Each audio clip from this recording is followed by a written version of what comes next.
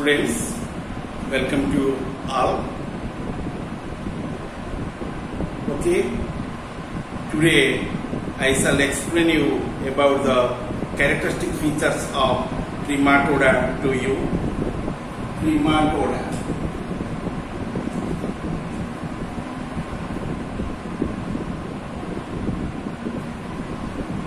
Trematoda is known as the class 2. In class 1, you know Turbillaria, and class 2 of the Platyhelminthes is known as Trematoda. Trematoda.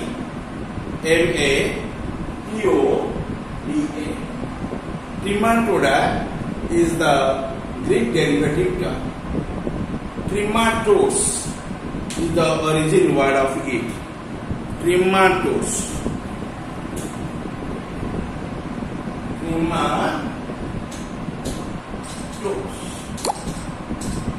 Okay, trematodes. And in the trematodes, you mark here your tremata. Tremata is one, and second one also be there. Okay, that is called as the Eidos, Eidos.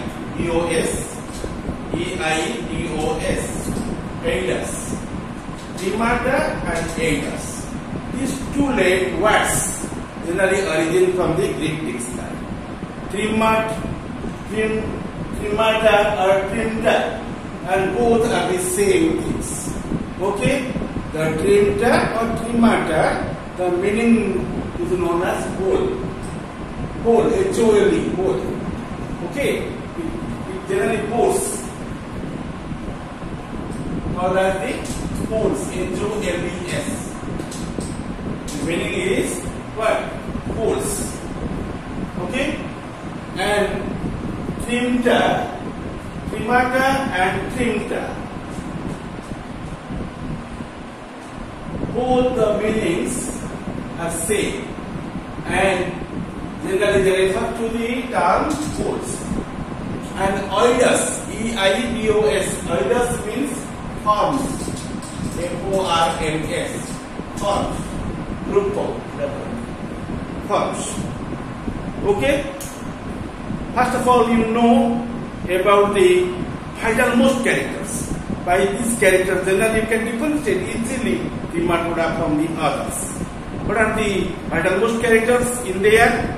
You can consider 5 to 6 characters as the vitalmost characters, and first of all is known as the ectoendoparasitic flat worms, called as the flukes.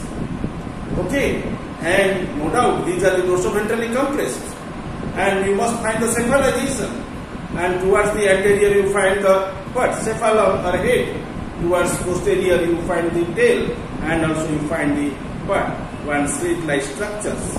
So this way generally the spinous substance should be eliminated out.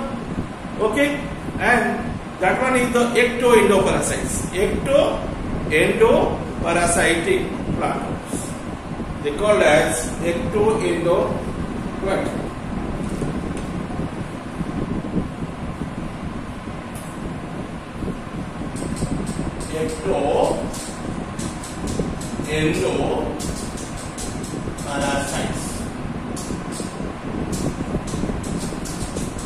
Okay, ectoendoparasites. They will be remaining outside as well as inside, and so they are called as ectoendoparasites or ectoendoparasitic flatworms. Parasitic flatworms.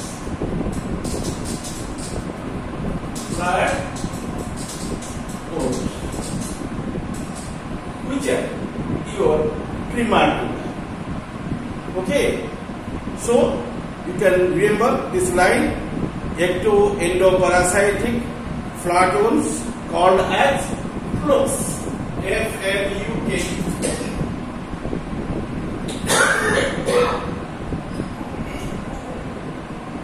So that's flukes. Your liver flukes. Okay, this is one example of it. That is called as fasciola hepatica. Fasciola hepatica. That is called as also flux. And ectoendoparasite fratons usually called as flux. FLUKES. I already mentioned that one. Okay, body is unsegmented. There is no segmentation. Dorsoventrally flattened and leaf-like. And tegument is thick, but without cilia or rapidities. Rapidities is generally seen in case of Terminalia. Cilia also noticed in there, but here there is no cilia, though no rapidities, but tegument is thick. You must find suckers in here.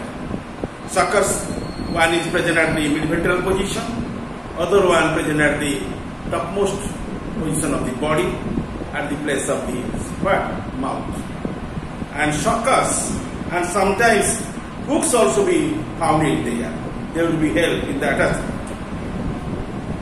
Alimentary canal without anus is present in its body. Alimentary canal with the anterior mouth, simple pharynx, and two main branches, but there is no anus. I already explained to you. Three pairs of longitudinal nerve cords also be seen in there, mostly monoecious or bisexual, or called as hermaphrodite. Development is direct, okay, in case of the ectoparasites, but it is indirect in case of the endoparasites. Okay, in there you find the larval forms with alternation of the hosts, and by this respect the Trematoda is quite different from the Turbellaria. Cystodia also be different from the what you're named as your form of the Monogenia, MONOGENEA, Monogenia, and from these three classes it is quite different. Okay, remember, and by these aspects you people can differentiate to them. Listen, regarding your Trematoda as a general characters, and I already explained about the vital characters. What are the other characters which are present in their bodies? And you see, okay. All the parasites, which are ectoparasites or endoparasites, generally remain under the Trematoda, and they are unsegmented, dorsoventrally flattened body, hence trematodes are called flukes, FLUKES. I already explained before of it. Your syncytial and non-ciliated body covering tegument is present. Okay, in tegumental layer there is no cilia. It is devoid of the cilia. Okay, and there is no rapidities. These are absent, but you find your syncytial cells. That means the cytoplasm of the cell possesses number of nuclei. Okay, and one or more well-developed suckers present, and which are present at the antemost part, that is called the oral sucker, which will be helped in the feeding. Other sucker will be present at the midventral position of the body, that is called the ventral sucker, that is otherwise called as SLR, and for the attachment. Digestive tract is incomplete, consisting of the mouth, pharynx, and two forked intestine. Anus is absent. I already stated to you before. And mostly they are hermaphrodites and no sexual reproduction. No sexual reproduction. No asexual reproduction. Which one is absent in there? No asexual reproduction, but they exhibit the sexual reproduction. Remember, no asexual reproduction, but exhibits sexual reproduction, because they are mostly hermaphrodite or monoecious. Okay, or should be called as bisexual. That means sexual reproduction must be seen in there, but no asexual reproduction is there. Okay. Then excretory systems consist of the epithelial cells and it is very important features or salient features of this group of animals, okay, which are belonging under the platyhelminthes. They are exhibiting the what? Very primitive and the protonephrite, and those are nothing. They are called as the flame cells. In most of the cases, testes are many, but always a single ovary is present in there.